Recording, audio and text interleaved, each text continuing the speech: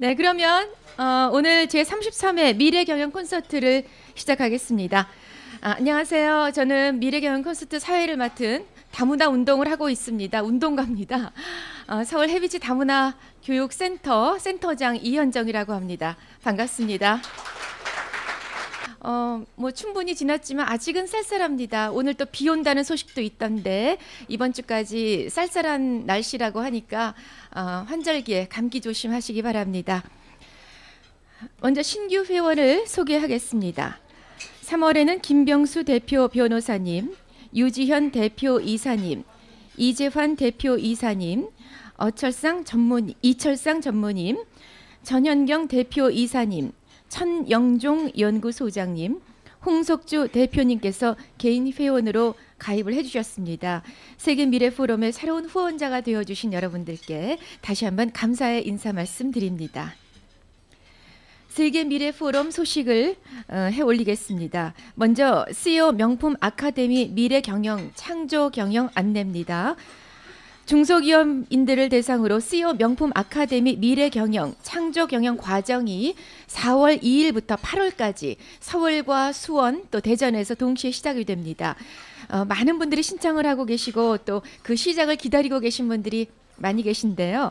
이 과정은 중소기업청의 지원을 받아서 중소기업인의 미래 역량 강화를 위해 시작한 과정입니다. 주변에 중소기업인들 분들 계시면 많은 홍보와 추천을 바라겠습니다. 제22회 미래로 산악회 소식입니다. 미래로 산악회 지난주에 칠갑산으로 산행을 다녀왔는데요. 다음 산행은 4월 21일 토요일입니다. 경기도 양평군의 소리산으로 갑니다. 뭐 소리산이 큰 산은 아닌데 깎아지른 듯한 바위가 있고 또 기암절벽, 또 맑은 계곡, 이 절경을 뽐내는 그런 산이라고 합니다. 따뜻한 봄날 즐거운 산행을 하실 분들 사무국으로 연락 주시면 되겠습니다. 생각 여행 시간입니다. 미래 기업의 모습은 어떤 모습일까? 모든 분들이 항상 생각하고 계신 그런 부분이겠죠.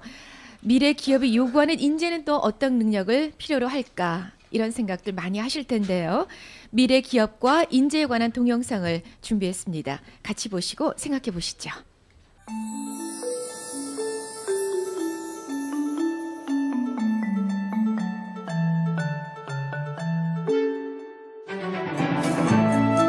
미래의 기업 환경은 앞으로 가장 큰 변화를 겪게 될 것입니다. 제조업의 비중이 감소함에 따라 파트타임의 고용 형태가 증가하고 1인 기업이 주종을 이루게 되는 등 기업 경영의 새로운 생태계가 기업 활동 전반에 걸쳐 광범위하게 적용될 것입니다. 또한 감성적이고 큰 그림을 보는 운회적 사고를 중요시하는 시대가 도래함에 따라 모든 사회 환경이 보다 유연해지고 더 섬세해질 것입니다. 그러므로 세심함과 부드러움으로 무장한 여성들의 지위가 크게 향상될 것입니다.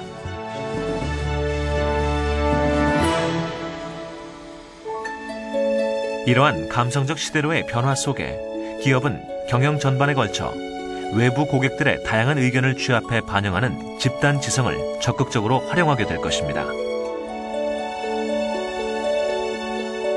이렇듯 논리적 설명보다 감성적 설득이 필요한 미래의 기업 환경에서는 소통의 중요성을 깨닫고 먼저 실천하는 기업이 큰 경쟁력을 갖게 될 것입니다.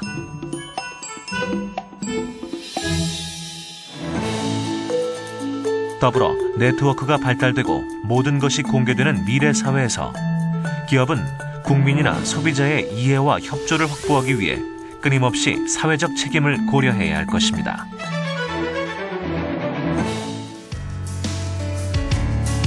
미래 기업이 겪게 될 또 하나의 변화는 노사관계의 변화입니다.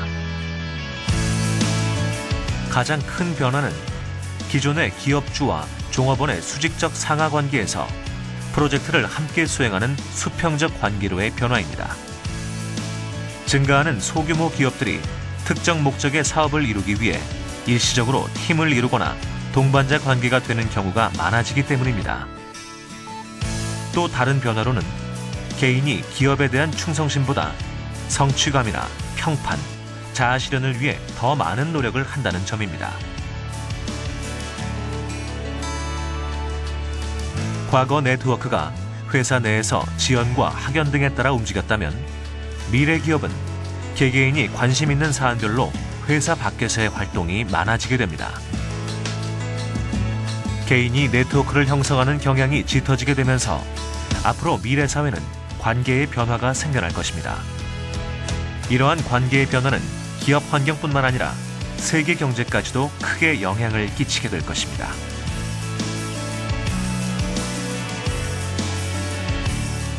기업의 규모는 작아지고 네트워크는 커지게 되는 미래 사회.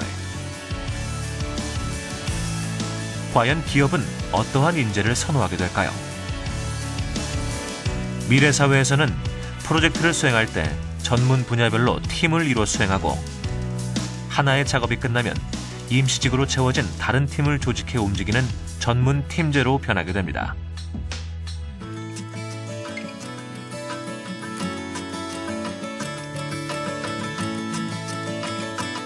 이러한 환경에서는 난관에 대처하는 방법을 터득한 사람이 기업에 더 많은 도움이 되기 때문에 학력보다는 다양한 경험을 쌓아온 인재를 더 선호하게 됩니다. 빠르게 변화하는 미래의 기업 환경은 여러 분야의 일을 전문적으로 해내는 멀티 스페셜리스트가 두각을 보이게 될 것이고, 이러한 변화의 흐름에 적응하는 기업만이 경쟁에서 살아남게 될 것입니다.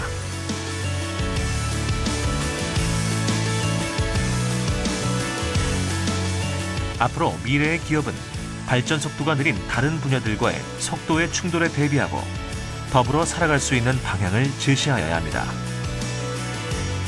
그리고 미래의 인재는 창의적 융합을 원하는 미래 환경에서 적극적으로 미래를 디자인해 가야 합니다. 미래는 예측하는 자의 것이 아닙니다. 미래는 변화와 혁신의 중심에서 창조하는 자의 것입니다. 네, 미래 기업이 요구하는 인재상은 감성적이고 운회적이고 통합적인 능력을 중시하고 또 창조하는 능력이 뛰어난 사람의 리더가 될 것이다라는 그런 정리가 되겠네요. 여러분의 미래를 창조하는 리더가 되시길 바라겠습니다. 다음은 미래 산책 시간입니다. 오늘은 일의 미래라는 주제로 이영탁 이사장님께서 강연을 해주시겠습니다. 사회가 빠르게 변하면서 직업도 아주 많이 변하고 또 새로운 것들이 많이 생겨나고 있는데요. 오늘은 일의 미래에 대해서 어떤 생각을 같이 나눌지 들어보시겠습니다. 런던대 경영학 교수인데 이 양반이 이 책을 쓰게 된 동기가 이렇답니다. 이 고등학교 다니는 아들하고 졸업한 아들이 이런 대화를 하는 겁니다. 난 장차 기자가 되고 싶다. 아니야, 난 의사가 될 걸 생각을 하고 있다는 얘기를 옆에서 듣고 있던 이 어머니가 부모가 내가 평생을, 나도 나이가 60 지금 조금 넘은 것 같아요. 책 쓸 때는 60 조금 전인가 하여튼 60 전후인데 나도 평생을 경영학 공부를 하고 이 일자리 이런 거에 대해서 연구를 하고 했는데 자식들이 이런 대화를 하는 거에 대해서 한마디도 끼어들 수가 없었다는 겁니다. 그래서 자, 이걸로 그래서 이 일자리의 미래에 대해서 연구를 하기 시작했다는 거고, 그 다음에 이 사람이 2025년 얘기를 많이 하는데 2025년은 이 양반이 아마 그때까지 내가 일을 할 수 있을 거다. 75세. 2025년쯤 되면 저자가 75세쯤 되는데 아마 내가 그때까지 일을 할 수 있을까? 아니, 그때 내가 뭘 하고 있을까? 이런 얘기를 합니다. 그러니까 지금 현재는 60이 좀 넘었겠죠. 그죠? 앞으로 2025년 그때 세상을 바꾸는 힘들은 이런 5가지로 양반이 제시를 하고 있는데, 첫째가 스마트한 세상. 많이 얘기를 합니다. 그때쯤 되면은 전 세계 인구가 아마 지금 현재 70억이 80억 가까이 이렇게 될지 모르겠는데 50억 명이 소셜 네트워크로 연결되는 세상, 50억 명이 하나로 이렇게 뭉칠 수 있는, 하나로 연결하고 소통할 수 있는 세상, 이걸 굉장히 많이 강조를 하고, 그 다음에 세계화에 대해서는 중국과 인도 얘기를 많이 합니다. 세계화의 결과 중국과 인도가 계속 하고 있다는 얘기. 그 다음에 인구 문제, 그 다음에 요동치는 사회는 가족이 재구성되고 이제는 양아버지, 의붓 형제 이런 말들이 그때 가면은 아주 친숙하게 너무도 많이 사용되는 말일 것이다 이런 얘기고 화석 연료의 종말 이런 얘기를 하는데 세 번째 인구 변화는 지금 현재 Y세대는 X세대 다음이 Y세대 아니겠습니까? 그죠? X세대 다음이 Y세대인데 이 사람들이 현재의 주류층이 현재 20대입니다. 이렇게 얘기를 합니다. 알렉산더 대왕 이후에 알렉산더 대왕이 19세에 즉위를 했더만요. 알렉산더 대왕이 19세에 즉위를 해가지고 20대 때 세계를 이렇게 제패하고 리드하고 했는데 알렉산더 대왕 이후에 이 세상을 처음으로 20대가 지배한다는 겁니다. 지금 미국에 보면은 빌 게이츠하고 스티브 잡스 이외에는 전부 20대라는 겁니다. 현재 세계 IT의 99%를 미국이 장악하고 있는데 빌 게이츠와 스티브 잡스 이외에는 전부 20대다. 이 20대가 세상을 지배하는 것은 이 알렉산더 대왕 이후에 처음이다. 이렇게까지 Y세대의 활약에 대해서 얘기를 하고 있고요. 미래 쪽에 봐가지고 어두운 측면 이쪽을 얘기하면은 3분이 한계다. 왜냐하면 이게 24시간 온라인으로 연결돼 있고 24시간 50억 명이 이렇게 연결돼 있기 때문에 한 군데 그 집중을 못하는 겁니다. 그래가지고 이 3분이 한계다. 3분이 한계. 그 다음에 외로움에 익숙하다. 출근도 없어지고 가족도 이제 붕괴가 되고 출근도 없어지고 이런 얘기고 그 다음에 빈곤과 불평등에 무감각해진다는 얘기는 뭐 이 인터넷 이후에 벤처 인터넷 이후에 그렇게 하지 않습니까? 위너가 takes all, 위너가 다 가져가 버린다 이런 얘기를 하는데 3분이 한계인 세상 우리 최 교수님 여기 계신데 그래서 못합니다만 이 fragmented world를 굉장히 많이 얘기를 하고 있습니다. 지식이 쫙쫙 나가지고 한쪽으로 깊이 들어가는데 그걸 전체를 끼워 맞추다 보면은 영 엉뚱한 그림이 그려진다는 거죠. 그 전체를 아는 사람이 없다는 겁니다. 부분이 하는데 그 아무리 들어간들 부분에 대해서는 전문가라고 하지만은 그걸 다 맞춰보면은 전체가 뒤틀리고 어긋나고 안 맞는다는 거죠. 그래서 이 fragmented world에 대해서 굉장히 많이 얘기를 합니다. 그래서 사람들이 전체를 얘기할 때는 아주 부분의 전문가가 되고 나면은 전체를 아는 사람이 없다는 걸 드디어 알게 된다. 그래가지고 우겨라. 우긴 놈이 이긴다. 이런 세상이 올 수도 있다고 이렇게 재미있는 얘기를 하고 있습니다. 그 다음에 이 밝은 측면으로 넘어가면은 이렇게 함께 생각해라. 이거 뭐 함께 생각하고 하는데 여기서는 뭘 강조하냐면 과거가 경쟁 사회였다면 미래는 협력 사회라는 겁니다. 지금까지 내 인생에 있어서 가장 중요한 게 뭐냐면은 내 상사를 잘 알고 잘 섬기는 거. 내 상사의 상사를 잘 알고 잘 섬기는 거. 이 라인 그죠? 나를 이렇게 픽업해주고 나를 이렇게 출세시켜주고 나를 사장, 부장, 차장, 사장 시켜줄 사람은 내 상사고 내 상사의 상사다. 그 사람들이 가장 주의했는데 그래서 결국 내가 무슨 차를 타고 다녔냐, 내 사무실에 창문이 몇 개나 있느냐, 비서를 어떤 비서를 두고 있냐 하는 것이 내 그 지위나 신분을 결정하는 가장 중요한 요소였지만은 앞으로는 아까 얘기한 대로 그런 경쟁 사회가 아니기 때문에 협력하는 사회이기 때문에 오늘 뒤에 들을 통섭하고 협력하고 이런 그 융합하는 이런 사회이기 때문에 50억 명을 끌어모으는 힘이 아주 장땡이다 이겁니다. 50억 명을 어떻게 연결시키고 모으고 활용하느냐 하는 그것이 중요한 세상이 된다. 그 다음에 연봉보다 중요한 것은 여기서는 봉사활동을 강조를 하고 있고요. 그 다음에 정년이 없는 사회, 하지만은 앞으로의 기업은 일자리는 소기업, 1인 기업, 5인 종업원 5인 미만의 1인 기업 이런 것들이 주를 이룬다. 벌써 미국 같은 경우 미국에 보면은 취업자의 50% 이상이 1인 이런 소기업에서 나오고 있다. 이렇게까지 얘기를 하고 있습니다. 그래서 이 사람이 얘기하는 2025년을 준비하라, 2025년 준비하라고 하면서 첫 번째 얘기하는 것이 이 intellectual capital, 이 지식에 대해서 얘기를 하는 겁니다. 지금까지는 평범한 제너럴리스트, 이것저것 다 조금씩 아는 이런 사람이 유용했다면 앞으로는 전문가, 그러면서 유연한 이런 전문가를 얘기하고 있고, 경력 중에서 이런 경력을 앞으로 굉장히 소중하게 인정을 받을 겁니다. 풀뿌리 권익대변운동. 이건 뭐냐면 결국은 자원봉사자들로 구성된 많은 사람들이 모여가지고 다양한 사회운동을 전개하는 거죠. 사회적 기업, 비슷한 얘기가 되겠습니다만 소기업가, 이런 경력들을 아주 소중하게 인정받는 그런 사회가 될 거다. 그래서 좋아하는 일을 해라. 알겠죠? 당신이 잘할 수 있는 일 중에서 좋아하는 일, 진짜로 좋아하는 일을 하면은 거기에서 당신의 행복이 옵니다. 이렇게 얘기를 할 수가 있겠습니다.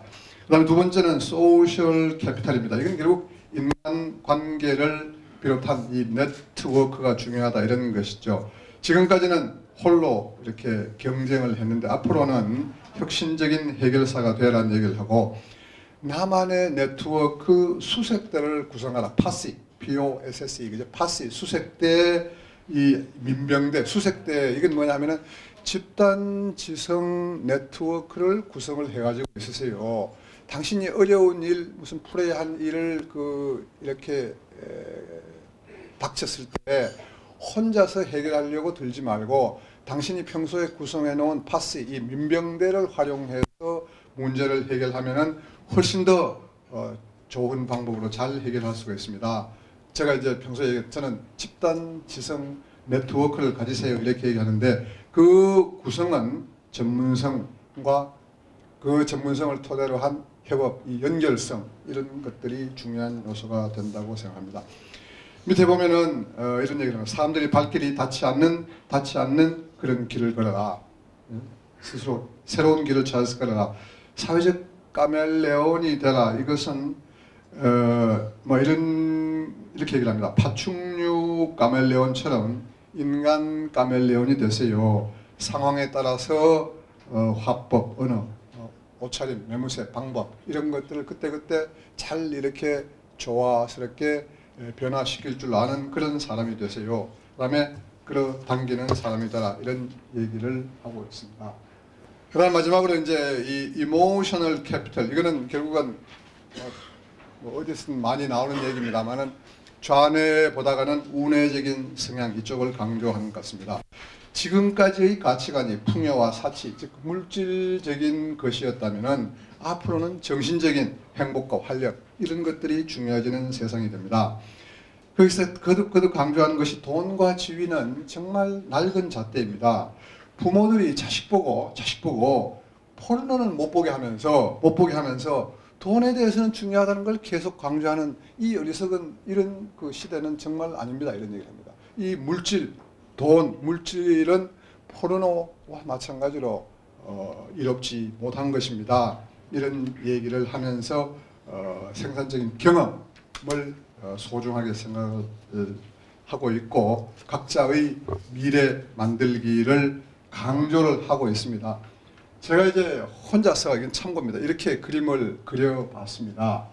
지금 현재 60세인 분들은, 이 중에서 50세, 40세인 분들, 60세인 분들은 현재의 그 기대 수명이 80가 되기 때문에 아마 80 내지 85 이렇게 하는데, 적어도 앞으로 15년, 75세까지는 일을 더 할 수 있지 않느냐. 실제로 이쪽 전문가들이 50세 이후 사람이 자기 인생에 있어서 third age를 맞이하는데 75세까지를 지금 현재 그 얘기를 하고 있습니다. 75세까지 일을 하고 마지막 뒤에 진짜 마감하는, 인생을 정리하는 기간 50년을 주더라도, 그렇게 본다면은 지금 평균 수명이 1년에 0.5세씩 내려가고 있거든요. 50세인 분들은 5년 더 살게 되고, 40세인 분들은 거기서 5년 더 살면은 40세, 50세인 사람들은 앞으로 일할 기간이 적어도 30년이 있습니다. 이런 계산이 나옵니다. 잘 각자가 어디에 해당하는지 잘 보시고, 대부분 여기 있는 분들은 이보다가 5세 내지 10세 더 사실 분들이기 때문에 이 5년 10년을 더 얹어가지고 앞으로 여러분들의 그 라이프 디자인을 잘 하시기를 바라겠습니다. 감사합니다. 이어서 오늘의 강연 연사를 소개해드리겠습니다. 최재천 이화여자대학교 석주학 교수님께서 21세기를 위한 통섭형 인재라는 주제로 강연을 하시겠습니다. 얼마 전까지만 해도 EBS에서 전 국민을 대상으로 강의를 많이 해주셨는데요. 최재천 교수님은 서울대학교 동물학과를 졸업하시고 하버드대학교 생물학 석박사를 마치셨습니다. 통섭이라는 그 용어를 처음으로 소개해 주신 분이기도 합니다.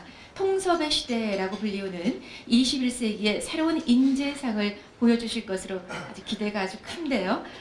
최재천 교수님을 모시겠습니다. 큰 박수 부탁드립니다. 반갑습니다. 이영택 이사장님이 다 말씀하셨는데 제가 또 강의하려니까 별로 재미가 없는데요.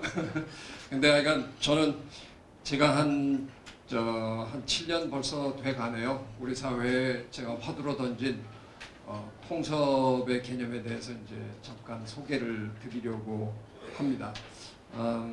그러기에 앞서서 이제 앞뒤 좌우 배경을 조금 설명을 드리고요. 지금 조금 전에 이영택 이사장님이 해주신 그런 말씀들이 다 어떻게 보면 서로 다 이렇게 일맥상통하는 그런 면들이 있어 보입니다.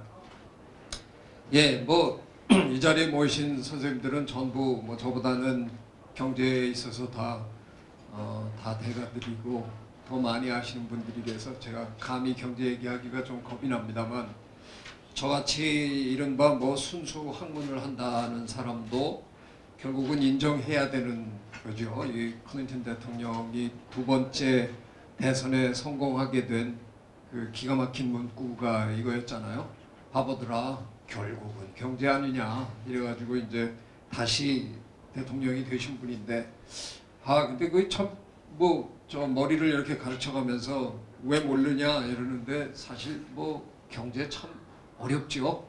선생님들 지금 실제로 몸담고 계시지만 이게 그렇게 간단히 이해할 수 있는 문제가 아니지 않습니까? 2008년도의 미국발 경제위기, 참 경제학을 평생 하신 분들도 이해하기 참 힘들었다 하는 문제잖아요. 왜? 미국의 서프라임 모르기지스라는 한 회사가 넘어졌는데 왜 그것 때문에 미국 경제는 물론이고 한국 경제, 세계 경제가 다 이렇게 흔들흔들 거려야 됐느냐. 참 그럴 수도 있거니라고 생각하면 간단한 문제일지도 모르지만, 사실 잘 생각해 놓고 보면 이게 이해가 그렇게 쉬운 문제는 아니었다는 겁니다. 근데 사실은 결과를 놓고 보면 이건 한마디로 연결성의 문제이죠. 커넥티비티의 문제인데, 저는 자연 생태계를 연구하는 사람이다 보니까 커넥티비티의 문제는 아주 핵심입니다. 하나의 생태계를 구성하고 사는 구성원들은 어떤 형태로든 전부 기가 막히게 연결이 되어 있기 때문에 그 중에 한 종이 멸종하면 다 줄줄이 따라갑니다. 어떤 형태로든 영향을 받는데, 과연 경제학자들은 이걸 몰랐을까? 모르는 건 아니었죠. 경제계도 다 연결이 되어 있지만 이렇게까지 밀접하게 연결되어 있으리라고 상상하지 못했던 겁니다. 기존의 경제학의 이론에 의해서는 이런 일이 벌어지리라고 차마 상상하지 못했던 거죠. 그래서 경제학의 근간이 그냥 흔들려 버렸습니다.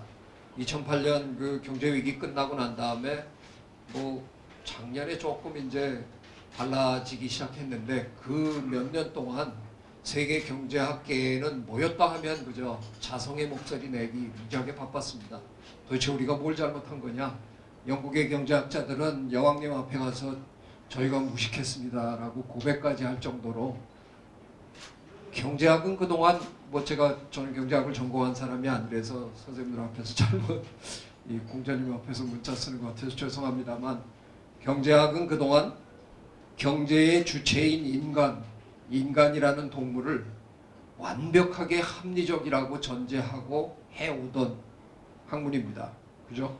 모든 결정을 그야말로 통계청에 있는 기상청에 있는 슈퍼컴퓨터를 한번 다 돌려보고 이 세상의 모든 자료를 다 분석해보고 이거밖에는 절대로 다른 결정이 있을 수 없다. 그렇게 갖고 늘 내리시죠.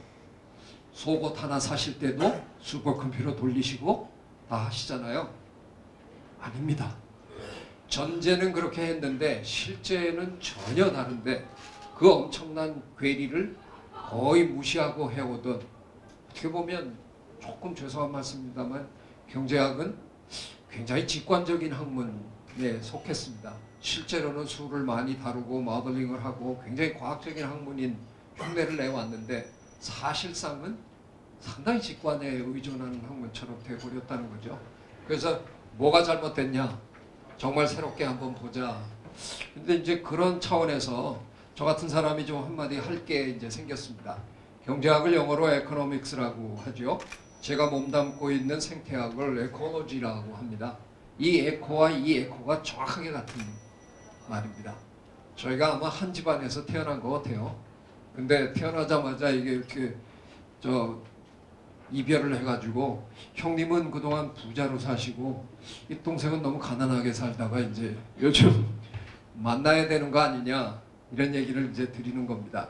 자, 저희가 자연 생태계를 연구하면서 배운 몇 가지 그 지혜 중에 하나가 이겁니다.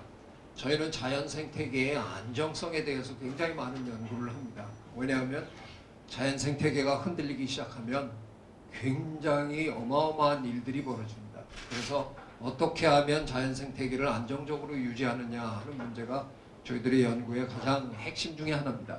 굉장히 많은 연구를 했는데 해보니까 무엇이 안정성을 담보하느냐, 가장 중요한 요소 중에 하나가 complexity입니다. 복잡성입니다. 무지무지 단순한 시스템, simple 시스템이 스테이블하다, 그러기는 힘듭니다. 시스템의 구성이 딱 셋인데 셋이서 늘 안정적이다. 그 중에 하나 사라지면 둘이서 이러고 있어야 되는 겁니다.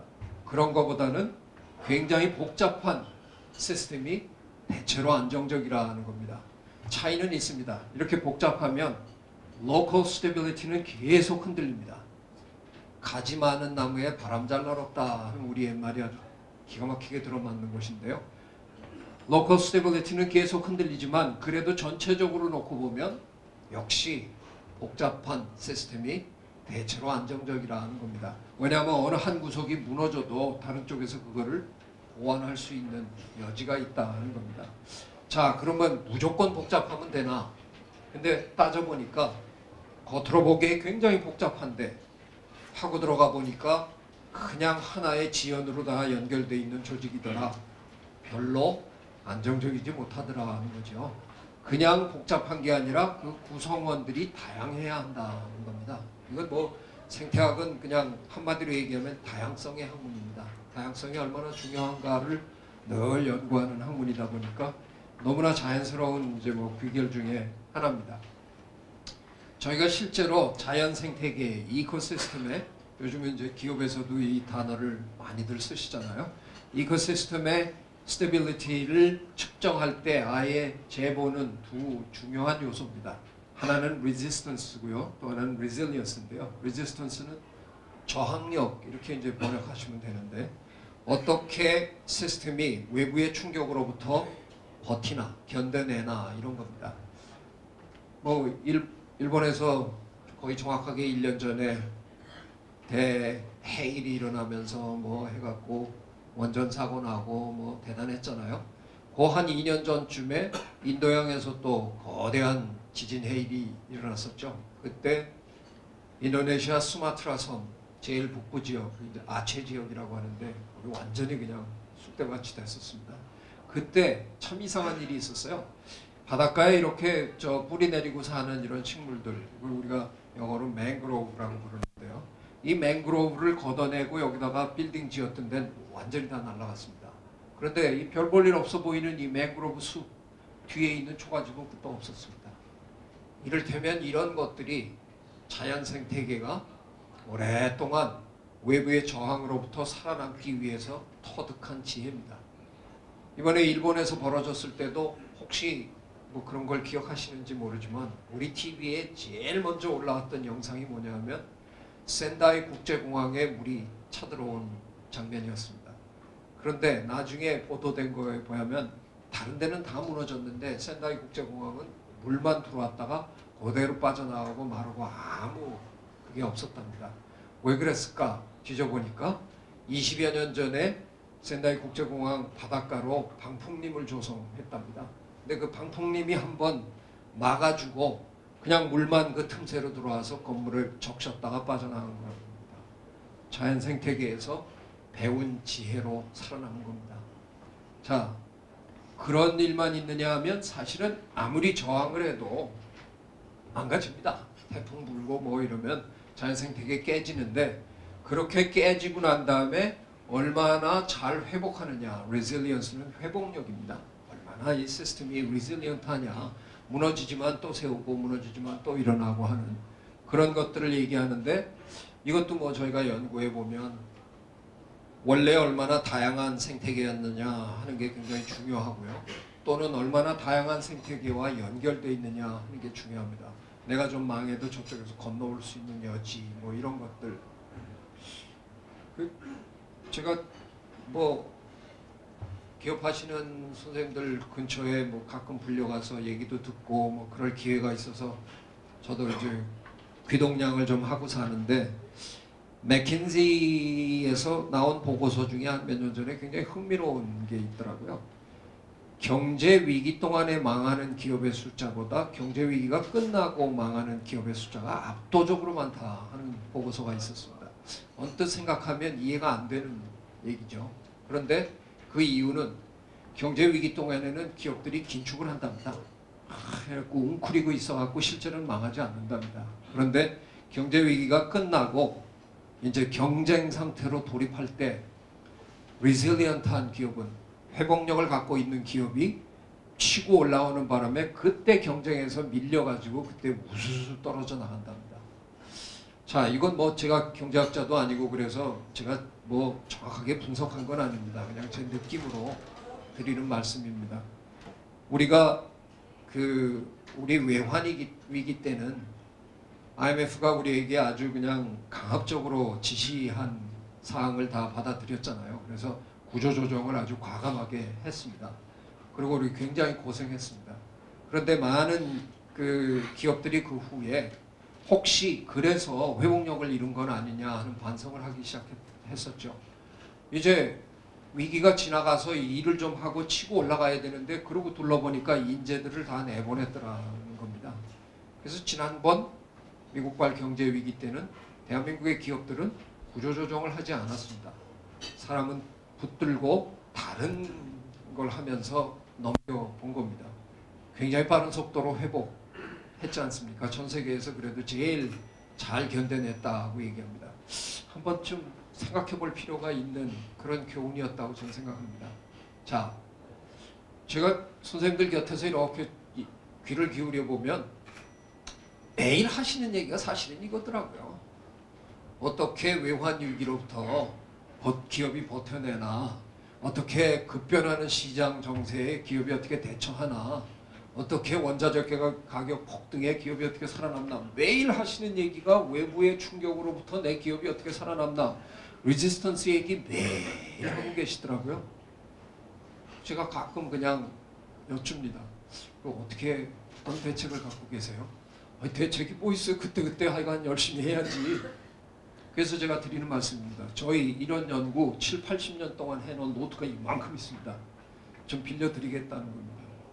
한번 들여다보시면 자연 생태계에서 이런 일들이 어떻게 벌어지고 자연 생태계가 수천만 년의 시행착오를 겪으면서 어떤 방법으로 이런 것들을 해결해 왔나 들여다보다 보시면 그 중에 한두 개는 건질 게 있지 않겠느냐 그런 말씀입니다.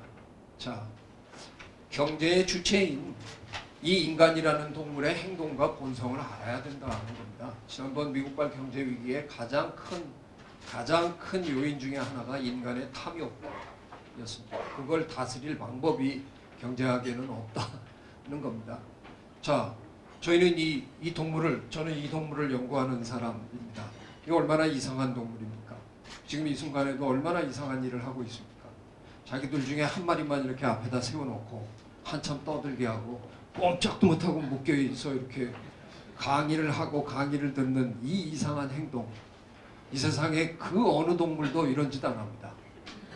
왜 이렇게 좁은 방에 이렇게 다닥다닥 붙어가지고 이게 뭐 하는 짓입니까? 참으로 이상한 짓인데 이게 우리 인간의 가장 막강한 힘이잖아요. 제가 그래도 여기서 이렇게 떠들고 있는 이거는 제가 지난 한 10몇 년 동안 고민하던 얘기를 압축해서 지금 말씀드리는 겁니다. 그냥 아무 생각 없이 여기서 이렇게 떠드는 게 아닙니다. 그 10몇 년 제가 드린 공을 선생님들이 다 따로 하실 필요가 없는 거죠. 우리는 이래서 배우는 겁니다. 우리는 아예 출발선을 그냥 들고 다닙니다. 다른 동물들도 다 배울 줄 압니다. 학습하는 능력 굉장히 많은 동물에서 저희가 다 찾아냈습니다. 근데 그 친구들은 태어나면 원래 출발선으로 다 돌아가서 거기서부터 또 오는 겁니다. 근데 우리는 누군가가 쓴 책을 읽고 그 영탁 이사장님이 조금 전에 멋진 책을 소개해 주셨잖아요. 그 책을 쓴 그분이랑 똑같이 할 이유가 없는 겁니다.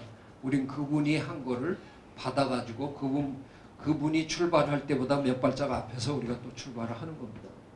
이게 얼마나 대단한 겁니까? 아까 이사장님이랑 만나서 둘이는 그런 얘기했는데 아이고 참 대단하다. 이 아침에 이렇게 또 다 모여가지고 이렇게 극성스럽다고. 저는 한국이 발달하는 건 바로 이것 때문이라고 늘 믿고 삽니다. 이 공부하는 능력 때문에 우리가 그래도 가진 것도 없고 물려받은 것도 없는데 이렇게 삽니다. 예, 바로 이 동물의 본성을 이해해야 한다는 거죠. 경제학이 이런 일을 시작을 했습니다. 얼마 전에. 데니얼 카네만이라는 심리학자가 노벨 경제학상을 몇 년 전에 받았죠. 그때부터 경제학은 이미 이제 들여다봐야 되겠다 하는 생각을 한 겁니다. 근데 미처 공부가 안 끝난 상태에서 2008년에 터져버린 겁니다. 자, 지금은 제가 한 가지 그냥 우스꽝스러운 그 예를 하나 드려보이겠습니다. 진화심리학자들이 미시간 대학의 진화심리학자들이 연구한 내용인데요. 뭐 정말 아무것도 아닌데 미국에 가면 저 교회에 큰 쇼핑몰이 있잖아요. 그 쇼핑몰에 남자 100명, 여자 100명을 풀어놓고 갭이라는 옷가게에 가서 청바지 한 벌을 사라 하는 숙제를 냈습니다. 자, 남자들은 이제 차 몰고 와서 주차장에 세우고 들어갑니다. 뭐 모레 잘 안 오니까 갭이 어디 있는지 몰라가지고 이제 안내판 보고 G7이네. 그리고 가가지고 우린 사실 잘 입어보기도 귀찮아 하잖아요. 그래서 이제 해가지고 이렇게 대보고 됐어. 오케이. 그리고 사서 차 몰고 갑니다. 평균 6분 걸렸습니다. 여성들은 똑같은 숙제를 냈는데 이 뭐 하는 짓이에요?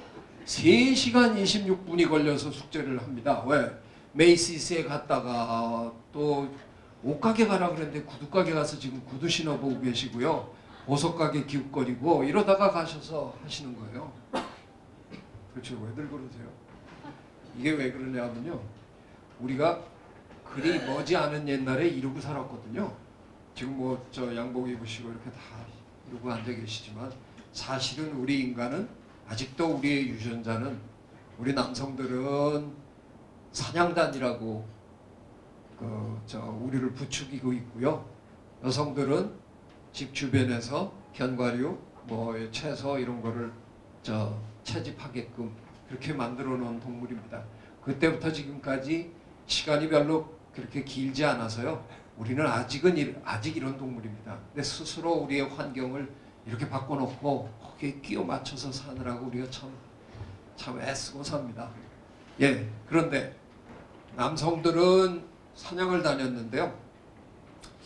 이게 참 뭐 낚시만 해보셔도 아시지만 날임날마다 잡히는 게 아니잖아요.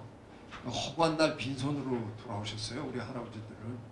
집에 오면 민망한 겁니다. 근데 빈손으로 돌아올 할아버지를 잘 알았기 때문에 할머니들은 집 주변에서 늘 언제나 안정적으로 구할 수 있는 것들을 다 채집해서 안정적인 저녁상을 차린 겁니다. 자, 그런데 예를 들어서 제가 이제 호탕치고 돌아왔는데 제 마누라가 기껏 한다는 게 냉이 캐러 바구니 들고 가더니 냉이 한 바구니 캐갖고 아 나 다 캤어 그리고 집으로 돌아옵니다. 예, 뭐 임무는 완수했죠. 그런데 그런 내 마누라보다 옆집 아낙네는 냉이 한 바구니 캔 바구니를 옆에 끼고 집에 빨리 안 와요. 이 여성은 돌아다닙니다. 마실을 갑니다. 가면서 아유 금년엔 이렇게 저 달래가 빨리 안 나와. 버찌는 언제 익으려고 쳐다보고 다니는 겁니다. 그게 시간 낭비가 아니라는 겁니다. 그걸 미리미리 주변 환경을 늘 관찰하고 있어야 딱 나올 때 타이밍 맞춰서 가서 딱 그걸 건진다는 겁니다. 에이 버찌는 아직 몰라면 3주나 남았어. 그리고 집에 돌아오는 제 마누라는 지구온난화 때문에 3주 후에 딱 갔더니 버찌가 3일 일찍 익어가지고 동네 아낙네들이 다 땄어요. 이건 안 되는 겁니다. 여성들은 그래서 늘 주변 환경을 살피던 버릇이 있습니다. 그 버릇을 못 고치셔가지고 지금도 모래다가 풀어놓으면 이 해야 될 일 놔두고도 다른 걸 다 되게 다 그러시죠. 저도 외국 나가면 제 한 사람 뒤에 이제 잘 따라다니는데 참 뭐 지가 이멜다 여사도 아니면서 구두를 무지하게 좋아합니다. 그래서 이제 구두 사러 가자. 가서 이제 저도 한마디 해야 되잖아요. 그래도 구두 사러 온 여자가 벌써 30분 넘게 이게 옷가게에서 지금 계속 돌고 있습니다.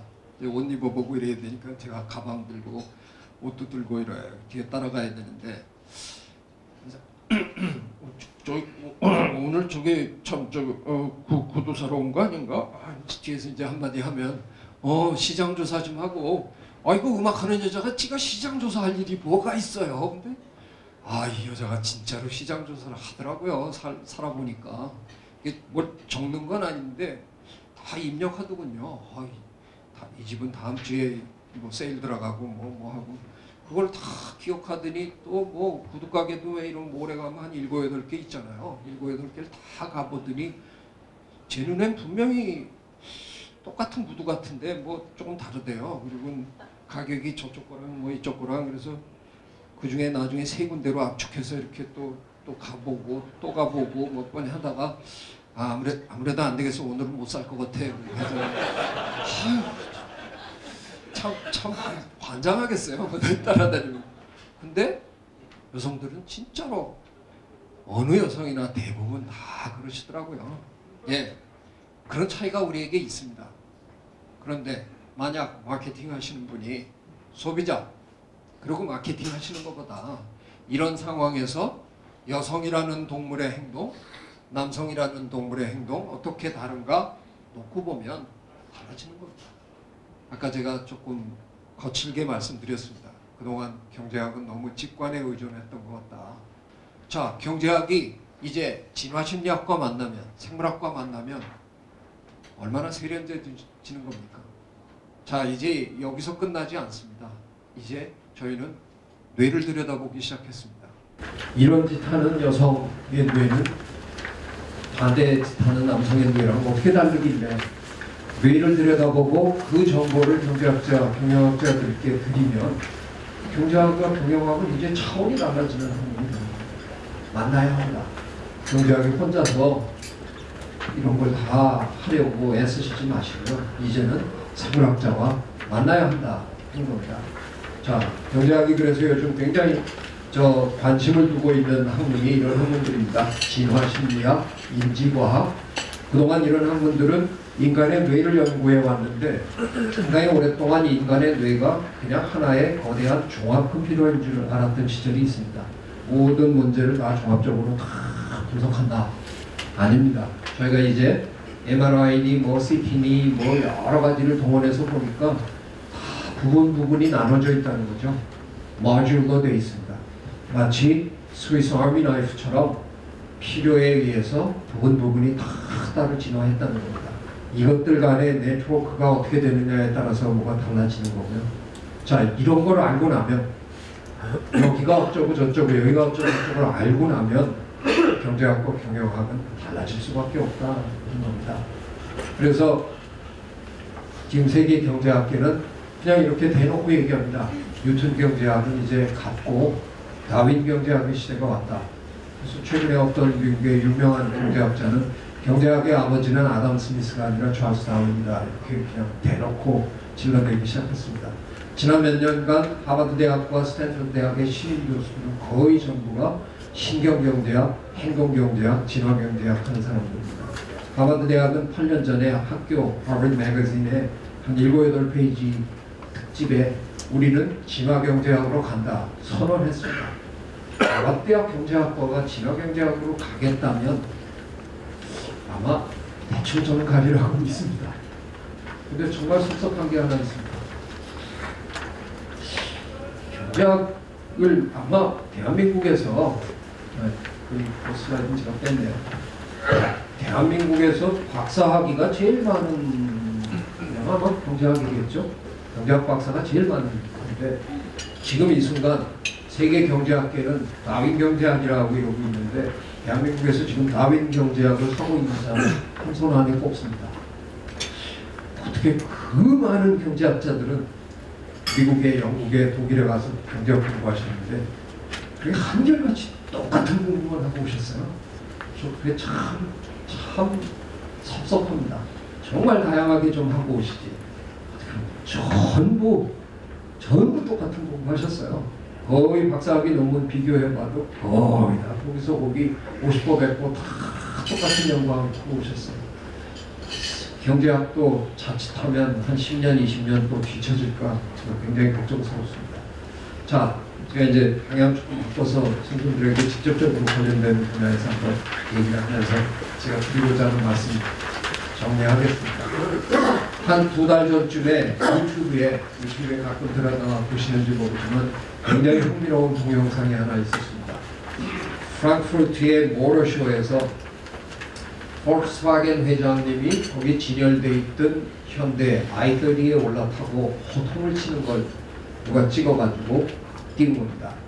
현대자동차 광고 역사상 그렇게 기가 막힌 광고는 없었을 겁니다. 이런 한 장 안 드리고 저도 들어가서 봤는데 뭐 대단하더라고요. 이분이 운전석에 딱 앉으시더니 그 스티어링 이 운전대를 이렇게 쭉 잡아 빼면 이게 이렇게 돌아가잖아요. 쭉 잡아 빼더니 돌려보더니 옆에 쪼그리고 앉아있는 직원한테 우리 차는 이런 삐걱거린다. 내가 벤츠도 해봤는데 벤츠도 삐걱거리는데 현대차 이게 소리가 안 나지 않냐고. 여기 앉아있던 직원이 저희도 할 수는 있습니다. 돈이 조금 더 들고 뭐 이렇게 구셔거리고. 근데 이 옆에 조금 나이가 든 직원이 또 앉았는데 운전석에 너 여기 와이퍼 보이냐? 우리 차는 와이퍼가 튀어나왔는데 현대차 쏙 들어갔지 않냐고. 그러니까 이렇게 시야가 좋지 않냐고. 줄자가 좋아. 그랬더니 줄자가 이거 재고 저거 재고 막 난리를 치더니 나가서 문을 열었다 닫았다 돌고 또 열었다 닫았다 막 분이 안 풀려가지고 막 씩씩거리는 걸 그거 찍은 거예요. 그걸 올려놓은 겁니다. 예, 우리나라 요즘 차 보면 괜찮잖아요. 그렇죠? 모양도 예쁘고 성능은 경쟁사 회장님이 그 정도 핏대낼 정도면 이제 뭐 인정받은 겁니다. 자, 자동차를 한번 잘 만들어라 하는 숙제가 떨어지면 우리 그 숙제 이제 제법 잘한다는 겁니다. 이 세상에 가능한 기술 다 동원하고 열심히 만들고 디자인 뽑고 해서 어디다 내놔도 이제는 한번 붙어볼 만한 제품을 만든다는 겁니다. 그런데 아직 우리가 못하는 게 숙제는 제법 잘하는데 출제를 못해요. 출제는 우리가 문제를 만들고 남들로 하여금 숙제를 하게 하는 거죠. 자, 이 양반 살아생전에 툭하면 저렇게 청바지 입고 저 까만 티셔츠 입고 나와가지고 뭐 새거 하나 만들어가지고 나와가지고 촥 우리한테 보여줬어요. 그러면 막 전 세계가 밤새 줄 서가지고 그거 사느라고 난리 법석을 쳤습니다. 그러고 나면 이제 우리 LG 삼성도 비슷한 비스름한 기계 만들어 놓고 부실어버립니다. 아, 속도는 사실은 우리가 더 그딴 소리 백날 하면 뭐합니까? 이 양반이 그냥 리드하는 대로 질질질질 끌려 다니는 거죠. 저 양반이 뭐라고 그랬어요? 아이폰을 들고 나와가지고 퍼포먼스를 했습니다. 무대 한가운데다가 이렇게 탁 만들어 놓고 테크놀로지 과학기술입니다. 리버럴 아츠 인문학입니다. 과학기술과 인문학이 교차하는 지점에서 아이폰이 탄생했답니다. 세상에 불화도 이 정도면 그냥 저는 약이 좀 몰라서 일부러 아이폰 안 사고 저 갤럭시를 사서 쓰고 있습니다만 제 아내는 아이폰을 씁니다. 집에 가끔 가면 집에 매일 갑니다. 나는 잘못했습니다. 집에 가면 가끔 그 사람 저 아이폰이 이렇게 테이블 위에 앉아 있는데 제가 가끔 들여다봅니다. 뭐 삼성은 인문학 얘기 안 했기 때문에 제 갤럭시 안에는 인문학이 없어요. 그래서 뭐 그건 들여다볼 필요도 없고요. 이 안에 인문학이 들었다는데 어디 들어있는 거야. 참 대단한 구라를 쳤는데 이게 그냥 구라가 아니라 정말 사실이잖아요. 연세대학의 심리학과의 황상민 교수는 분이 계신데 아주 참된 분인데 그분이 저한테 이렇게 얘기하더라고요. 갤럭시는 여행사가 만들어 놓은 여행 상품 따라가는 거고요. 아이폰은 배낭여행 가는 겁니다. 그런 차이가 있다. 아이폰은 이게 과학기술로 만들어낸 기계인데 떡 만들어서 내놓으니까 사람들이 자발적으로 이 안에 기어 들어와가지고 그 속에 지가 뭘 만들어서 올리고 뭘 하고 해갖고 하나의 사회를 그 안에서 구성하더라는 거죠. 그걸 창안해냈다는 거니까 보통 천재가 아닌 거죠. 참 도대체 이런 일이 벌어지는 동안 우리는 뭐 하고 있나? 이 영화 보셨습니까? 몇 년 전에 나온 아바타라는 영화. 이 영화를 실제로 만들어낸 제작진의 컴퓨터 그래픽스 디자이너들 중에는 한국 사람이 여러 있었답니다. 그 얘기는 제임스 캐머런 감독이 이렇게 그려달라 그러면 그려서 드린 거랍니다. 우리 그런 거 보고 뭐 한다고 그러죠? 하청받아서 일한다고 그러죠. 우리 하청업은 못 잘합니다. 근데 왜 우리 이런 걸 우리가 먼저 구상해내지 못하나요? 어떤 사람이 구상할 수 있나요? 컴퓨터만 잘하면? 과학기술에만 능통하면? 아닙니다. 인문학적 소양이 있어야 하는 겁니다. 이런 영화들 뭐 최근에 많이 나왔잖아요. 보시면 다 그리스 로마 신화가 바탕입니다. 신화를 꿰뚫어야 이런 영화를 만드는 겁니다. 저도 이 영화 봤는데 뭐 제 분야도군요. 이 영화 생태영화입니다.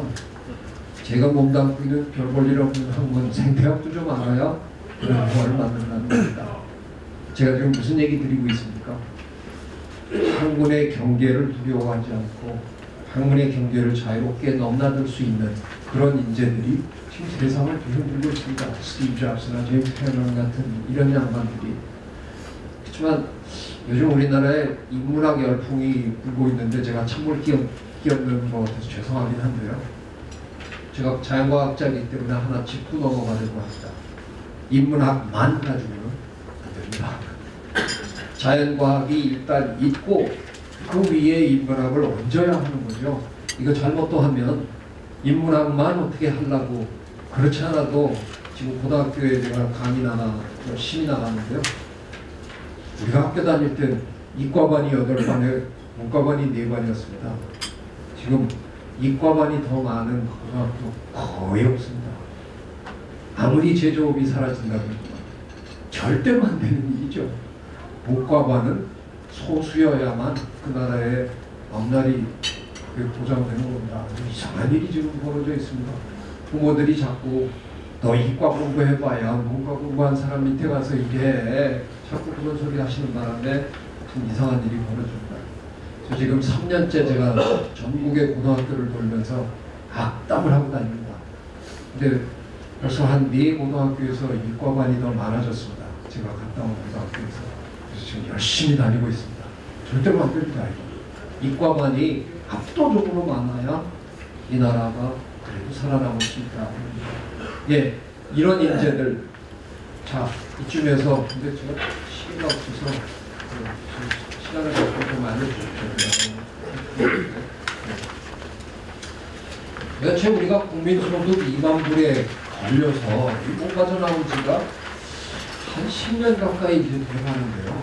도대체 왜 이렇습니까? 제가 지금 한 3년째 이 질문을 하고 다니는데 아무도 저한테 답을 못 주시네요.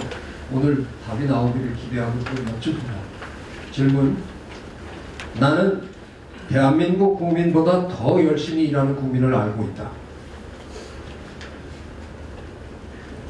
나는 대한민국 국민보다 더 열심히 일하는 조찬강연부터 뭐 해가지고 더 열심히 일하는 국민을 보았다. 없습니다. 저도 많이 돌아다니는데요. 없는 것 같아요. 일본 사람들이 우리보다 더 열심히 일합니까? 독일 사람들의 근로시간이 우리보다 더 깁니까? 사모아 사람들이, 볼리비아 사람들이 우리보다 더 열심히 일합니까? 더 죽으라고 일합니까? 아닙니다. 저 아주 확실하게 답변 드릴 수 있습니다. 지금 이 순간 전 세계에서 가장 열심히 일하는 사람들이 우리입니다. 그런데 지난 몇 년간 IQ 테스트 해보면요, 대한민국 2도 밑으로 안 떨어집니다. 제가 지금 무슨 얘기 드리고 있습니까? 머리도 제일 좋아, 일도 제일 열심히 해. 근데 왜 우리 용어형 욕벌입니까? 저는 이런 걱정이 듭니다.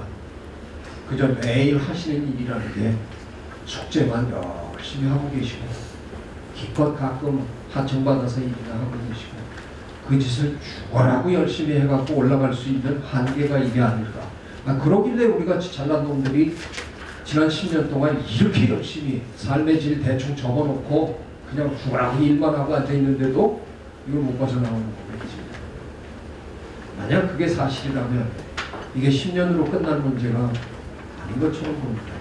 자칫하면 앞으로 10년 더, 20년 더 이런 일이 벌어질지도 모르겠다는 걱정이 듭니다.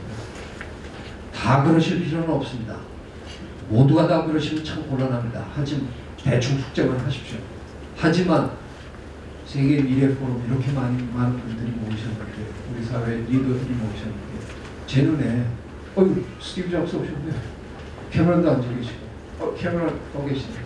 이 방 안에 다 그러시면 곤란하지만 그래도 제 눈에 한 대여섯 분은 그런 분으로 보여야 되는 거 아니냐 하는 얘기입니다. 이제 학문의 경계를 자유롭게 넘나드는 좌뇌와 우뇌를 자유롭게 연결해서 쓸 수 있는 그런 인재들이 우리에게도 몇 명은 필요하다 하는 얘기입니다. 제가 이런 질문을 받습니다. 대한민국에 스티브 잡스가 있느냐, 제임스 캐머런이 있느냐. 제가 대한민국 국민을 다 만나본 게 아니라서 답은 못 드립니다. 근데 이렇게 제가 말씀드립니다. 아직 못 만났습니다. 예, 제 눈에는 아직 그런 분이 안 보이네요. 이제는 그런 분들이 좀 나와주셔야 우리를 다음으로 이끌어 주실 것 같다는 겁니다. 예전에 그런 분들이 계셨어요. 이분들이 그런 분들이었습니다. 아리스토텔레스나 레나르도 다빈치나 연암 박지원 선생님, 다산 정약용 선생님, 이분들이 어느 한 분야에 매몰되지 않고 다양한 분야를 섭렵하시던 그런 분들입니다. 근데 그게 그 옛날에 사실은 가능했어요. 네. 우리가 가지고 있던 지식이 별로 대단하지 않던 시대에서요, 한 양반이 아무데나 막 파고 돌아다녔고요, 대충 파면 바닥 다 보였습니다. 저도 저때 태어났으면 지금 위인전에 제 이름이 올라 있을지도 모르겠죠. 제가 이 방 안에 정약용 선생님 후손 계시면 미리 양해 말씀 구하겠습니다. 저 정약용 선생님 개인적으로 진심으로 존경합니다. 근데 그냥 저 네 분 중에서 한 분을 그냥 택일 해서 약간 폄하하렵니다. 정약용 선생님이 정조임금님을 도와서 수원에 화성을 축조하셨죠. 복사하신 한영우 선생님한테 제가 이렇게 들은 얘기인데, 한영우 선생님은 뭐 이렇게 표현하시지는 않으셨지만 그 당시가 세계 전체로 보면 신도시 개발 붐이 불었더라고요. 미국은 워싱턴 DC를 만들고 있었고 러시아에서는 산프테르부르크가 건설되고 있었어요. 정조임금님 왜 안경도 끼셨잖아요. 드라마에 그렇게 나오시길래 저 그냥 지은 건가 했더니 실제로 쓰셨다고 그러더라고요. 남 앞에서는 안 쓰셨는데 혼자 계실 때 쓰시고. 정조임금님이 워낙 책도 많이 읽으시고 그런데 밤중에 이제 인터넷 서핑을 이렇게 하시다가 그 다 보신 거예요. 그래서 이제 그 다음날 정약용 선생님 불러가지고, 야, 우리도 신도시 하나 개발하자. 딱 개발하고 뜨면 요 한양에 있는 요 양반들 물 한 번 쫙 먹이고 정계 개편하고, 그게 꼭 딴 걸보다는 정계 개편이 목적인 게 상당히 컸잖아요. 자, 그럴 때 정약용 선생님이 이렇게 말씀하셨나요? 아, 대규모 토목 사업을 해야 되는 거군요. 그러면 상관없어. 제가 미국 MIT에 가서 토목공학 박사학위를 받고 돌아오겠습니다. 뭐 그런 말씀하신 것 같지는 않아요. 저도 잘 모르지만 기껏해야 중국 가셔서 집 짓는 법에 대한 책 뭐 이렇게 한번 들쩍거리고 오셨겠죠. 그 정도로만 하셨어도 그 당시에 조선 팔도의 최고의 토목공학자 역할을 해내신 겁니다.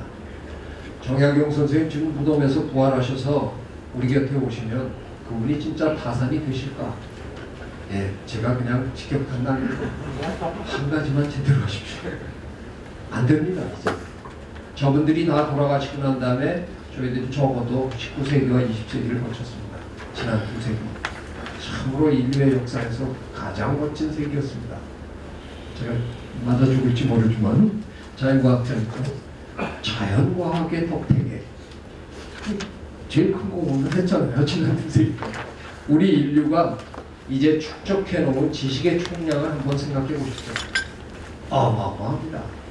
이제 어느 한 개인이 서너 개의 분야를 완벽하게 통달한다? 제가 생물학자로 이렇게 생활하면서 내년에 노벨 물리학상 받을 거고요. 5년에 제가 삼성전자 CEO를 취임할 거고요. 대법원장 좀 있다가 할 거고요. 그게 가능합니다. 불가능합니다.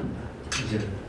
이 어마어마한 지식의 세계에서 한 개인이 할 수 있는 이 일에는 한계가 있습니다. 도저히 불가능합니다. 그래서 우리는 이런 전략을 쓸 수밖에 없는 겁니다. 오랫동안 우리는 이 짓을 했습니다. 좁고 깊게 파고 들어가는 일. 이게 뭡니까? 전문화, 전공입니다. 대학 때 전공 하나씩 하셨잖아요. 부지런한 분 2개 하셨고요.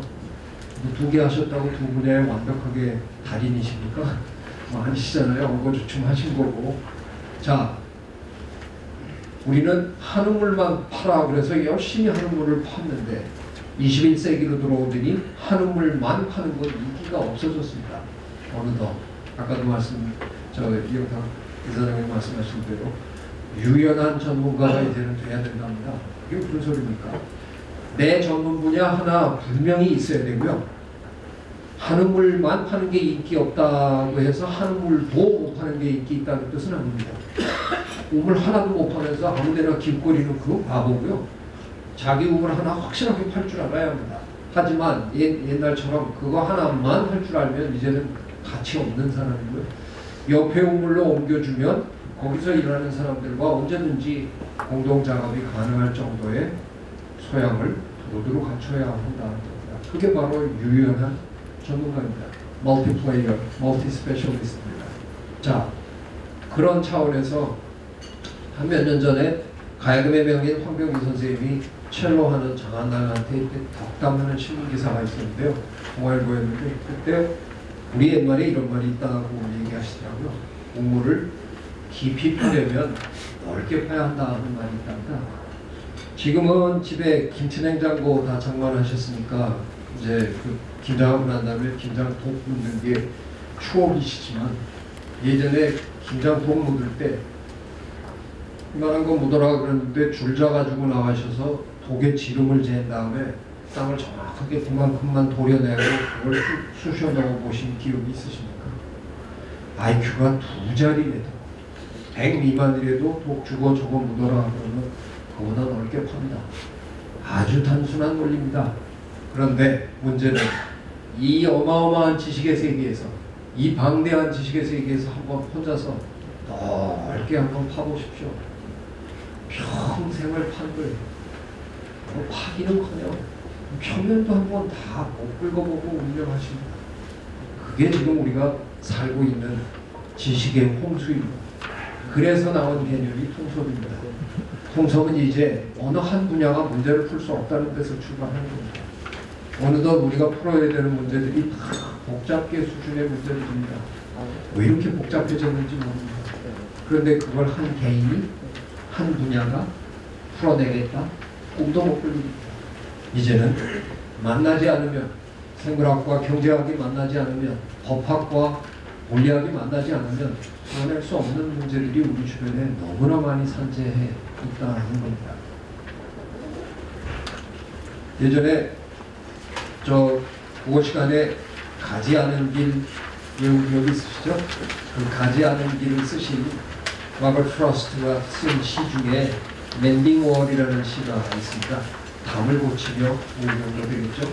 미국의 이런 낮은 올담이 겨울에 좀 무너진 거를 봄에 이은 양반이랑 같이 수선하면서 쓰신 시랍니다. 거기 이런 대목이 나옵니다. 좋은 담이 좋은 이웃을 만든다. 참 멋진 대목입니다. 담이 없으면 이건 이웃이 아닙니다. 이건 한 집안입니다.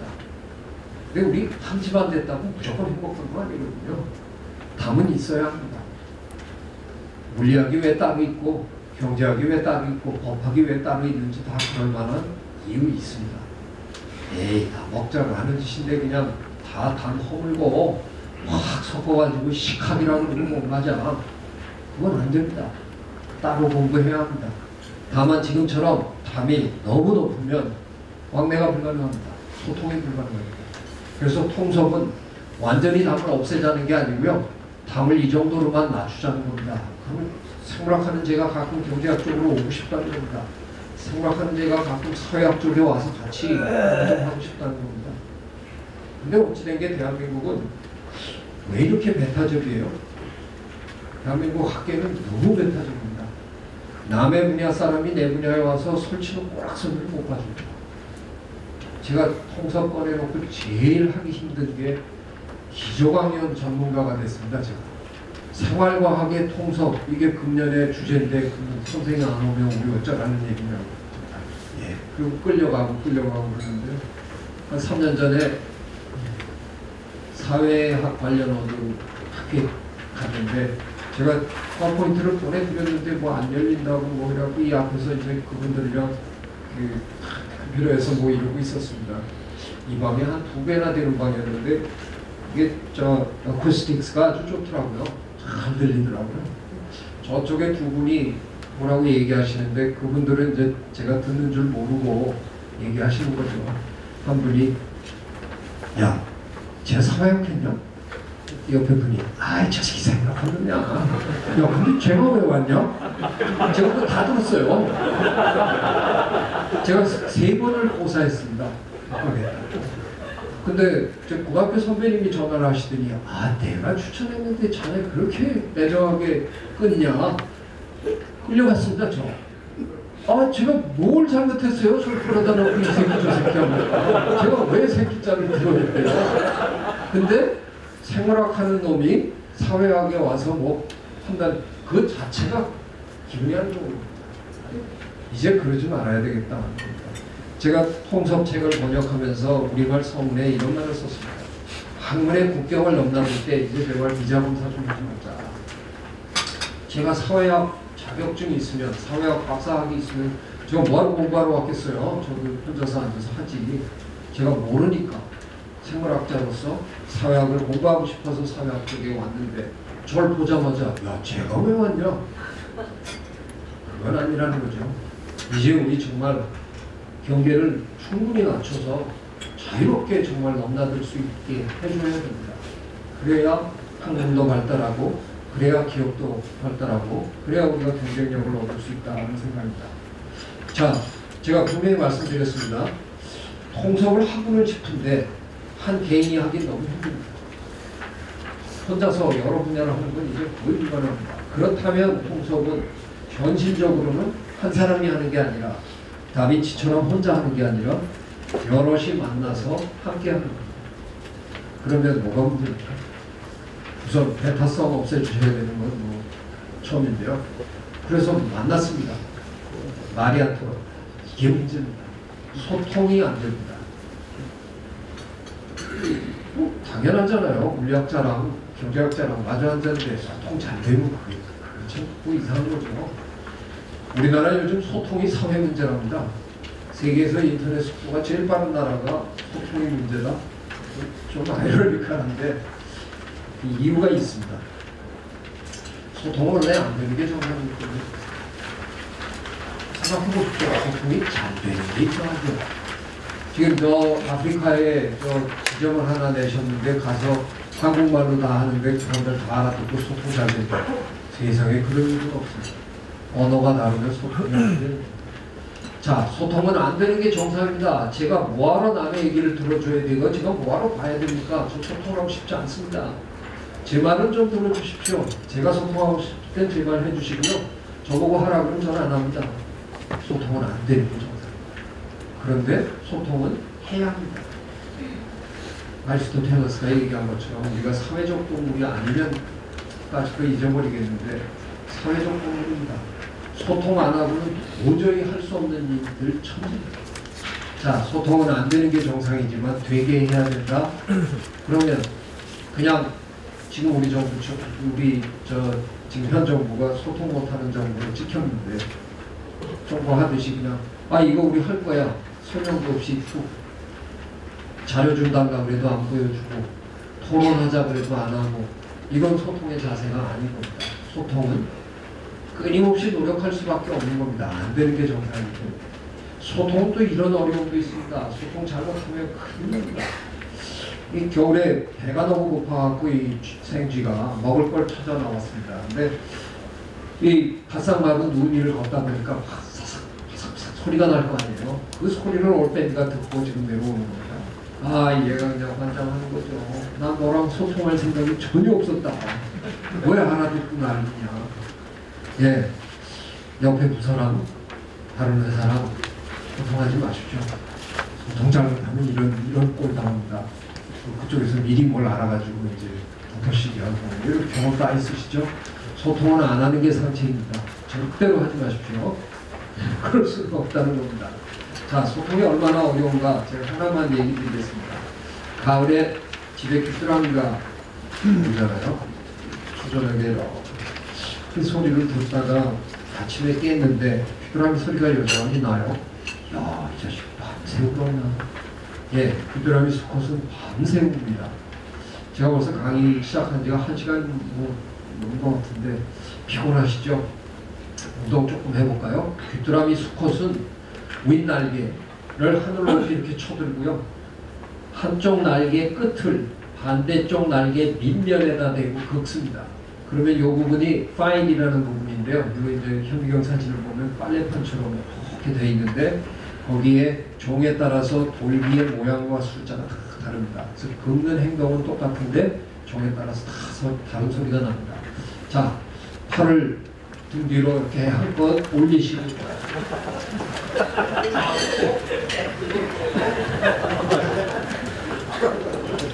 이거 중노동입니다. 이거 10시간만 하겠습니다. 귀뚜라미 수컷이 매일 저녁 이 짓 하고 살아요. 근데 걔가 왜 저래요? 제가 여자대학 교수입니다. 대놓고 여성이야 할 만큼 간 크지 못합니다.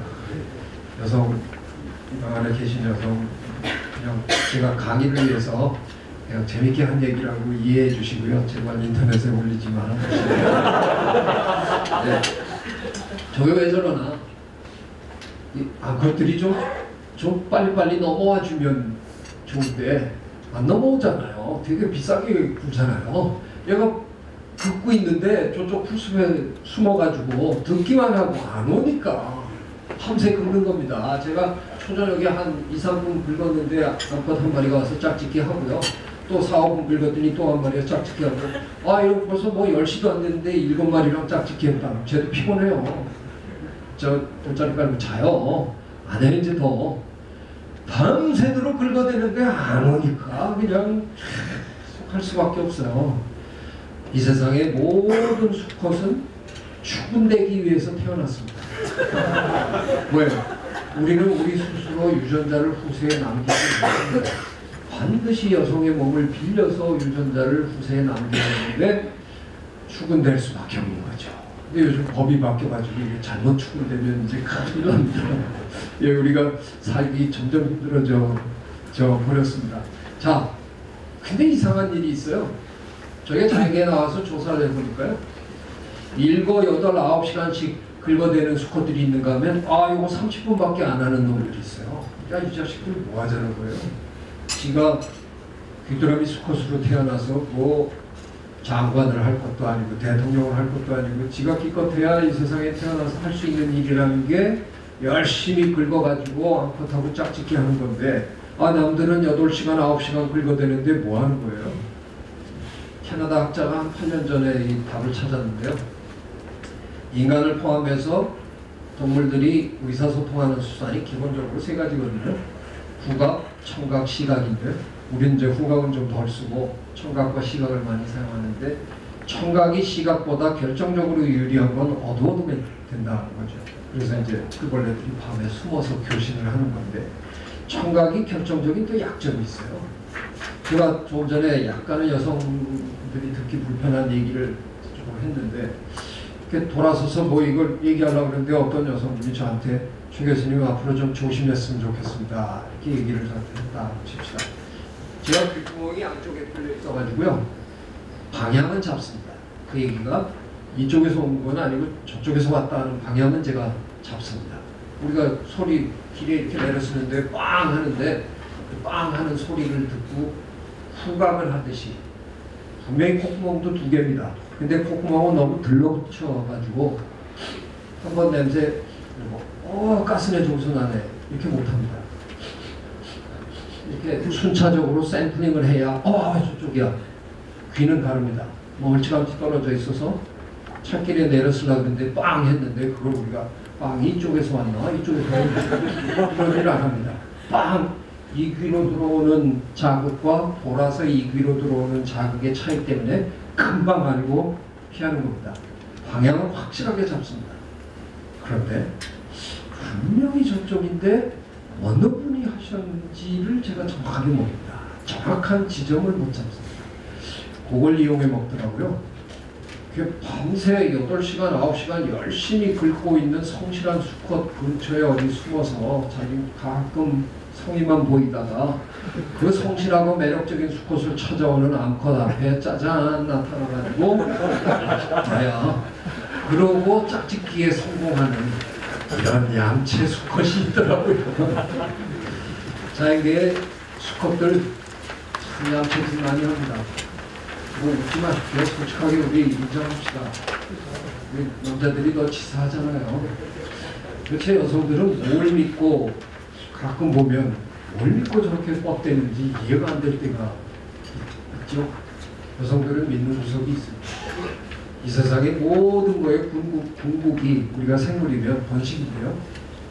여러분들은 번식에 관한 한 걱정할 이유가 없습니다. 제가 뭐 얘기 드리는데요. 자, 세상에 제일 불쌍한 동물이 공작새입니다. 공작새 수컷. 저 거대한 꼬리 깃털 때문에 말기도 불편합니다. 공작새 나는 모습 보시면 별로 없으시겠지만 전 여러 번 봤는데 완전히 비행기 활주로 달리듯 해야 됩니다. 뜨질 못해요. 탁 뛰어가지고 겨우 뜹니다. 저 큰 깃털을 저렇게 펼쳐들고 암컷한테 나 좀 봐달라고 그러는데 이 암컷이 못해야지 걸어갑니다. 아이 참 군함새라는 새가 있는데요. 남미에 가슴에다 바람을 집어넣고 저 시뻘건 가슴을 이제 암컷한테 들이대고 이러고 있는데 이 암컷 좀 보세요. 얘가 왜 이래 분지에서 떨어지려고 그래요. 거의 갈매기들은 짝짓기 하기 전에 큰 놈이 바다에 가서 물고기를 잡아다가 암컷에게 시식을 시킵니다. 그 물고기를 먹어보고 마음에 들어야 짝짓기를 합니다. 갈매기는 평생 해오합니다. 한 번 하면 평생 같이 사는데 이 장면은 뭐 하는 거냐 하면 수컷이 남자가 당신이 나와 결혼해주면 당신과 아이를 내가 평생 이렇게 확실하게 부양하겠다 하는 것을 표현하는 거고 그걸 검사 맡아서 이제 결혼이 가능한 겁니다. 우리도 그렇게 하잖아요. 결혼 전에 이렇게 다 내가 확실하게 내 직업도 얘기하고 내 장래 전망이 어떻다는 것도 얘기하고 흡사합니다. 이게 새나 우리만 하는 게 아니고요. 곤충도 합니다. 파리의 일종인데요. 지금 이 장면은 이게 수컷이고요. 이게 암컷입니다. 수컷이 지금 뒤에서 이제 암컷하고 짝짓기를 하고 있는데 요거는 이 수컷이 잡아다가 바친 먹이 선물입니다. 저 먹이를 먹는 동안만 암컷이 공을 허락합니다. 자, 여기서 제가 오늘 제 강의 아무것도 기억 못 하셔도 좋습니다. 네, 하나 제가 교훈을 드릴 텐데 이것만은 잊지 말아주십시오. 항상 동료들에게 말씀드립니다. 자, 집에서 이렇게 바나나 먹고 장타다 껍질을 이렇게 어디다 놨는데 바나나 껍질 위에 이렇게 붕붕 날아다니는 요만한 파리 보셨죠? 초파리. 만약에 이 친구가 초파리 한 마리를 잡아다가 지금 선물을 했다고 칩시다. 지금 이제 뒤에서 암컷 몸으로 이제 진입을 하는데 초파리 요만하니까 암컷이 먹고 털고 갑니다. 나 아직 정자 못 건넸어. 소용없는 거죠. 자, 그래서 여기서 배우는 교훈이 뭐냐? 선물 확실하게 한다. 이게 교훈입니다. 부담 없는 선물? 그건 말이 안 되는 겁니다. 부담 없는 선물을 왜 합니까? 그건 선물이 아닙니다. 근데 많은 분들이 뭐 부담 없는 선물이라고 그러더니 그런 걸 왜 해요? 반지 선물 아내한테 반지 선물했는데 아유 고마워요. 그거 안 끼잖아요. 보석이 많은 거 그래서 드려봐요. 당신이 무슨 돈에 이런 걸 사갖고 그냥 감격하는 겁니다. 선물은 부담스러워야 선물입니다. 반드시 기억하십시오. 몇 번 실패하셨죠? 다 경험이 있으실 겁니다. 예, 그래서 이렇게 큰 거를 하는 겁니다. 그런데 한 4년 전에 아주 기가 막힌 관계가 있었는데요. 저 종들 중에 근현종의 하나는 굉장히 세련된 종이 있더라고요. 저 이제 뭐 멧돼지 한 마리 잡아가지고 그냥 여성 앞에 갖다 퍽 떨어뜨리면서 선물이야 뭐고 이러는 게 아니라 저걸 포장하는 파리 종이 있어요. 몸에서 실크를 분비해가지고 자기가 잡은 파리를 착 감아서 쌀처럼 이렇게 하얗게 달걀처럼 이렇게 만들어가지고 이렇게 건네줍니다. 문화적으로 아주 세련된 종인데요. 그게 뭐 문화적으로 세련되려고 그러겠습니까? 이유가 뭐겠어요? 포장 뜯는 시간을 먹는 겁니다. 그럼 포장 뜯고 그 안에 거 먹고 더 오래 짝짓기를 할 수 있는 거죠. 그런데 그 종에서 기가 막힌 게 4년 전에 밝혀집니다. 제가 아까 말씀드렸죠. 사냥 날인 날마다 잡히는 게 아니라고. 빈 포장을 주는 놈이 있더라고요. 챙챙 남아가지고 한 번씩 그거 다 풀었는데 아무것도 없어요. 딱 돌아보는데 수컷은 벌써 둘 다 넘기고 미안. 그러니까 뭐 우리 수컷들은 참 별 사기를 다 치고 삽니다. 왜 이래야 됩니까? 번식에 관한은 암컷은 소통할 이유가 없습니다. 이 세상에 모든 동물에서 저희가 조사해 봤는데 실제로 암컷과 짝짓기를 한 번이라도 성공하는 수컷은 모든 종에서 10% 미만입니다. 90% 이상의 수컷들은 암컷 근처에도 못 가보고 죽습니다. 하지만 암컷은 거의 100%다 짝짓기합니다. 아무리 못생겼어도 그 못생긴 암컷을 탐하는 수컷이 있습니다. 예쁜 암컷 이미 해놓고 또 탐합니다. 이런 것 때문에 자, 제가 그냥 이런 가상적인 상황을 한번 만들어 볼까요? 제가 여성들은 그 침팬지 암컷처럼 번식기가 되면 체외 생식기가 이렇게 핑크빛으로 부풀어옵니다. 그럼 뭐 수컷들이 줄줄줄 따라다닙니다. 그거랑 제가 저 세종대왕 동상 앞에 가서 어느 날 저 번식 준비됐습니다.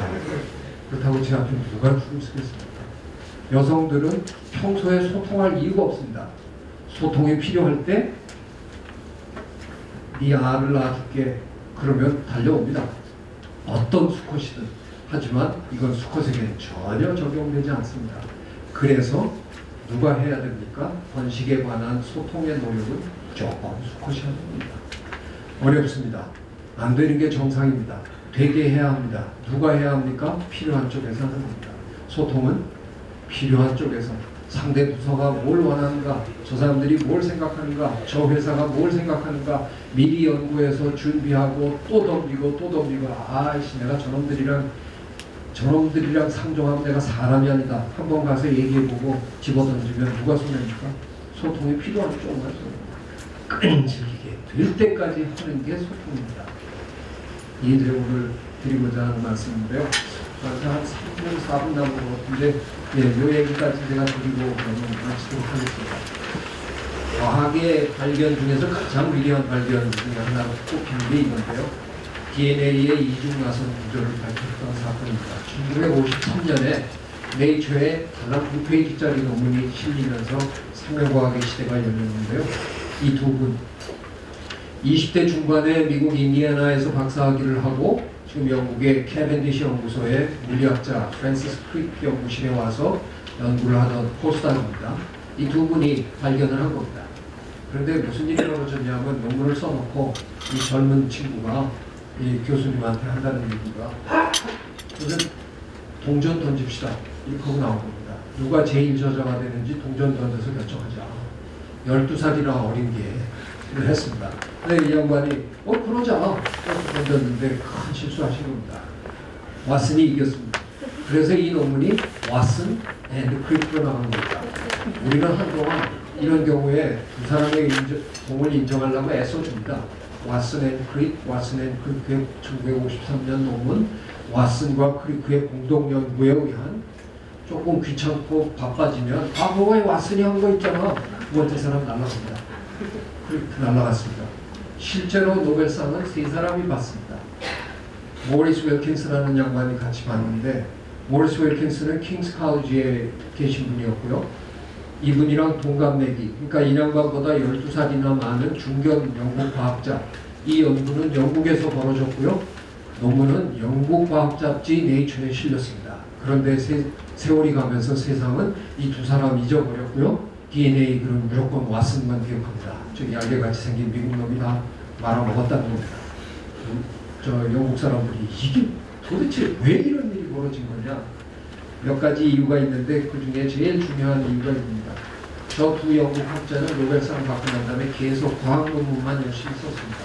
그런데 제임스 왓슨은 몇 년 후에 이중나선이라는 책을 썼습니다. 사실 별 볼 일 없는 책입니다. 어떻게 저 연구에 성공했느냐 그 뒷담화를 다 쓴 겁니다. 세계 14개의 연구실이 경합을 했는데 그 성질대로 그놈은 이런 짓 했고 여자관계 복잡한 그 교수는 이런 짓 했고 그런 뒷담화를 다 쓴 겁니다. 그랬거나 말거나 이 책은 전 세계가 읽었습니다. 저도 이 책 읽고 대학원 갔습니다. 저 책 안에 읽어보니까 저 생명과학계도 관모술수가 난무하고 흥미롭더라고요. 그냥 매일 실험만 하는 기본 동네가 아니더라고요. 나도 한번 해보자고 그러죠. 농담인데요. 훗날 이 제임스 왓슨이 뭘 이뤄냅니까? 휴먼 지놈 프로젝트, 인간 유전체 사업을 이끌어내는 겁니다. 미국 정부에다 대고 제임스 왓슨이 예전에 우리는 우리의 운명이 별에 있는 줄 알았다. 그래서 점성술을 하던 시절입니다. 하지만 이제는 우리의 운명이 우리 유전자 안에 있다는 걸 우리는 알고 있다. 그래서 인간의 DNA를 속속들이 다 분석해야 한다. 돈을 달라. 어마어마한 돈이 필요했습니다. 그래서 의회에 불려갔습니다. 가가지고 의원 10명쯤 앉아있는데 청문회 처음 앉아서 제가 이 연구가 왜 중요한지 설명하겠습니다. 제임스 왓슨 교수가 그러니까 의원들이 왓슨 선생님 그거 설명 안 하셔도 됩니다. 저희 이중나선 다 읽었습니다. 미국에서 고등학교 졸업하려면 대충 읽어야 되는 독서입니다. 그래서 그게 중요하다는 거 벌써 다 알고 있었습니다. 어떻게 하면 됩니까? 그래서 결국 NASA 우주개발국으로 가야 되는 연구비를 거의 대폭 빼서 돌린 겁니다. 그래서 물리학의 시대가 접히고 생명과학의 시대가 열린 겁니다. 이 양반이 뭘 한 겁니까? 이 양반도 과학 논문만 쓸 수 있었습니다. 그랬으면 저 책 쓰는 시간 동안에 한 두세 편 쓰셨겠죠? 그만큼 과학기술에 기여하셨겠죠? 근데 그거랑은 비교가 안 되는 기여를 하신 겁니다. 이 양반이 아까 영탁 이사장님이 여러 번 얘기한 집단지능을 이뤄낸 겁니다. 세계에 어마어마하게 많은 사람들로 하여금 저 책을 생물학자만 읽었습니까? 물리학자도 읽고 화학자도 읽고 정치학자도 읽고 경제학자도 읽고 평소에는 무역지만 읽던 사람도 읽었습니다. 그래서 DNA가 왜 중요한지 다 인식합니다.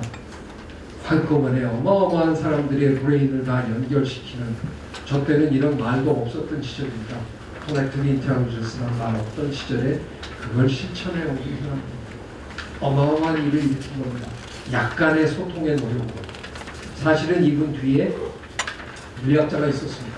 예를 들면 슈레딩거라는 육자 물리학자가 물리학이나 하시지 물리학 논문이나 쓰시지 왜 갑자기 어느 날 What is life? 생명이란 무엇인가 이런 책을 냈습니다. 저 더블린에서 대중 강연 3번 하시고 그걸 녹취해서 그냥 책으로 쓰신 겁니다. 뭐 그렇게 시간 많이 안 들이신 거 보세요. 그런데 이분의 이 책이 나오기 전에 우리 생물학자들은 솔직하게 고백합니다. 저희들은 관찰, 기록하던 사람들입니다. 아, 가을이 되니 기러기들이 V자를 그리고 날아가는구나. V자 그리고 현미경들은 아, 집신벌레는 털이 많구나. 이런 짓 하던 사람들입니다. 저희가. 근데 이 양반이 이 책에서, 이 얇은 책에서 생명의 입자가 뭐냐, 무엇이 생명을 만들어내느냐 이러고 질러대니까 저희 갑자기 그러고 들여다보다가 DNA를 찾은 겁니다. 생명과학자 거의 90%가 전부 다 저 책 때문에 다 생명과학을 하겠다고 한 겁니다. 저 양반 강의 달랑 3번 했습니다. 뭐 그렇게 대단한 소통의 노력도 아닙니다. 근데 물리학자가 생명과학자랑 소통의 노력을 요만큼 한 겁니다. 그런데 그 소통의 노력이 끝에 가서는 어마어마한 일이 벌어진 겁니다. 정리하겠습니다. 통섭의 시대입니다. 제가 뭐 얘기해서 그런 게 아니라 이미 대세는 융합과 통섭입니다. 우리는 아직도 융합이나 통섭이 하면 좋겠지 떠들고 있는데요. 외국은 이미 그게 아니면 다른 아무것도 하지 못하는 시대로서 돌입했습니다. 그런데 말씀드립니다. 융합과 통섭은 혼자 하는 게 아닙니다. 그러려면 소통해야 합니다. 그런데 소통은 안 되는 게 정상이고요. 쉬운 거 아니고요. 저절로 되는 거 아닙니다. 그런데 남이 나에게 소통해 주기를 기다려서는 택도 없습니다. 소통이 필요한 내가 100번, 200번, 300번 노력해서 소통을 이뤄내야 합니다. 그래서 남의 분야를 연구하고 폭넓은 지식을 쌓고 상대 경쟁자를 공략하고 이런 모든 일이 소통에서 시작될 거다 하는 말씀 드리면서 오늘 강의를 마치겠습니다.